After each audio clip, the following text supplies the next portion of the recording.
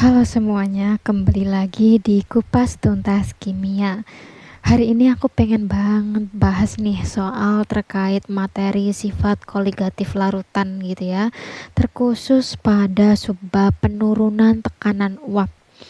Langsung saja tanpa berbelit-belit, di sini ada sebuah soal gitu ya, di mana senyawa kamper dengan rumus C10H16O sebanyak P gram dilarutkan ke dalam 312 gram benzena.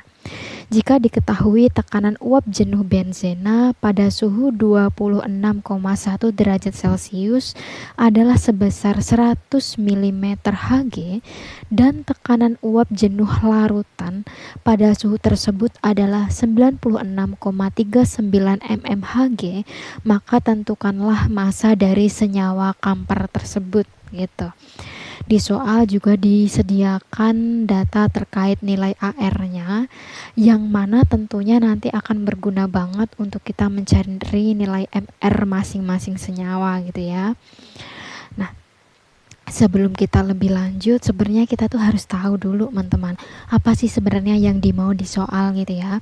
Karena di soal ternyata kita disuruh untuk menentukan massa dari kamper tersebut, berarti kita harus mencari nilai P ini ya.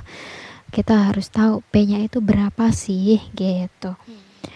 Oke, langsung saja kita tulis apa aja yang diketahui di dalam soal. Kita baca lagi pelan-pelan, di mana senyawa kamper ini dilarutkan ke dalam benzen. Berarti apa? Benzen ini itu sebagai pelarut karena dilarutkan ke dalam benzen gitu ya. Terus di sini itu merupakan massa dari benzen. Oke, langsung aja tak tulis D1 sama dengan M, aku singkat aja ya, massa benzen gitu, sama dengan 312 gram. Kemudian di sini ada lagi tekanan uap jenuh benzen. Nah, karena di sini materinya itu penurunan tekanan uap, berarti tekanan uap jenuh benzen karena dia itu bertindak sebagai pelarut, maka ini sebagai tekanan uap murninya atau P0 gitu ya. Oke, langsung aja tak tulis di sini. P0-nya itu sebesar 100 mm Hg. Kemudian tekanan uap jenuh larutan, ini diketahui data tekanan uap jenuh larutan pada suhu tersebut gitu. Kalau tekanan uap jenuh larutan ya berarti P biasa atau P larutan gitu ya. Berarti tak terus juga langsung ke sini P larutannya gitu, yaitu 96,39 mm Hg. Terus karena di sini kalian disediakan data AR, mungkin bisa langsung kita cari aja ya teman-teman. Dimana untuk data AR kita cari berarti MR dari kamper dulu nih, misal MR kamper dimana dia memiliki rumus C10H16O. Untuk C-nya kita cari karena C-nya itu ada 10 kali dikali masing 1 C itu nilainya 12. Kita tambahkan hanya ada 16 karena nilai hanya 1. Kita tambahkan lagi jumlah O-nya itu ada 1, di mana 1 O nilainya itu 16 ya teman-teman, harusnya ini. Karena di sini belum ketulis, harusnya 16 gram per mol. Kita cari 10 kali 12 120 ditambah 16 ditambah 16 berarti nilainya itu 154 gram per mol gitu. Lanjut ke massa MR ya, mohon maaf, MR benzen. Di sini MR benzena itu karena benzen itu memiliki rumus C6H6, maka 6 kali 12 ditambah 6 kali nilai hanya itu 1. 6 kali 12 72 ditambahkan 6 berarti 78 gram per mol. Oke, kita beri skat dulu biar nggak bingung. Di sini ya teman-teman. Kita langsung aja masuk ke dalam rumusnya, karena di sini itu kita diketahui data pelarutan ini berguna banget. Kita bisa masuk ke rumus tekanan uap jenuh larutan itu bakal nilainya sama dengan tekanan uap murni dikalikan fraksi mol pelarutnya, gitu. Langsung aja masuk angka-angka yang sudah disediakan di dalam soal, di mana nilai P-nya itu 96,39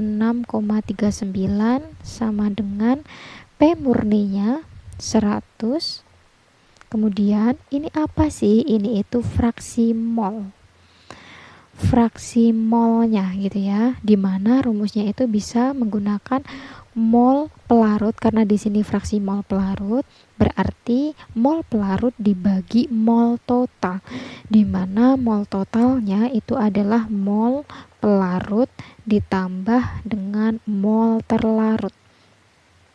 Karena di awal tadi aku udah bilang di mana pelarutnya adalah benzen, berarti ini adalah benzen, biar nggak lupa ya, benzen, dan mol terlarutnya itu adalah kamper, gitu. Langsung kita ke bawah, pakai hitam lagi biar nggak bingung. Supaya lebih mudah kita pindah 100-nya ke ruas sebelah kiri. Berarti 96,39 dibagi dengan 100 itu nilainya akan sama dengan mol benzen, di mana mol benzen ini kita bisa cari menggunakan rumus ini ya, gram per mr, gitu. Kita langsung masukkan aja, di mana gram dari benzen itu sebesar 312 dibagi dengan mr-nya, yaitu mr benzen 78. 78 kita bagi dengan mol benzen tadi ya. 312 dibagi 78 ditambahkan dengan mol terlarut atau kampernya. Biar nggak bingung aku kasih warna merah aja. Oke, gitu ya. Semoga sampai sini kalian masih paham. Nah, kita lanjutkan, di mana 96,39 dibagi 100 itu adalah 0,9639 sama dengan 312 dibagi 78 itu nilainya 4 kalau kalian hitung. Sama di bawah ini 4 ya, ditambahkan mol terlarut ya, zat yang terlarut. Sama dengan kita pindahkan ruas aja, di mana 4 ditambahkan mol terlarut, kita pindah ruas ke kiri jadinya di atas. Kita bagi dengan 4 dibagi 0,9639, yang dimana kita ke bawah aja ya teman-teman. Nah, dimana didapatkan hasil 4 dibagi 0,9639 ini nilainya sebesar 4,149 gitu.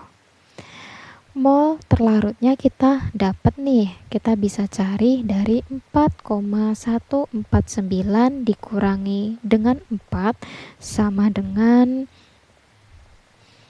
0,149, atau jika kita bulatkan itu bisa menjadi 0,15.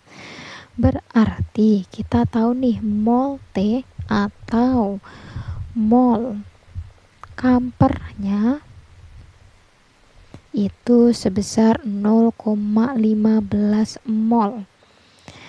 Dimana kita juga tahu bahwa mol itu memiliki rumus gram dibagi dengan MR. Nilainya ini sama dengan 0,15. Kita tahu nilai MR dari kamper itu sebesar ini ya, 154. Kita langsung ke sini aja, berarti gram dari kamper per mr, di mana 154 gram per mol itu sama dengan 0,15. Berarti gram kampernya itu adalah 0,15 dikali 154, dan didapatkan hasil jika dikalikan yaitu sebesar 22,8 gram. Nah gitu ya. Jadi teman-teman, cara mencarinya itu seperti ini. Mungkin saran aku, baiknya kita tuh harus paham dulu gitu loh, apa sih yang harus dicari di dalam soal, kemudian data-data apa aja yang diketahui gitu ya, supaya kita bisa menjawabnya dengan lancar gitu. Oke, endingnya yaitu kita dapat jawaban. Ternyata kamper yang dibutuhkan yaitu seberat 22,8 gram. Mungkin cukup sampai sini saja untuk hari ini. Sampai jumpa di video selanjutnya. Terima kasih.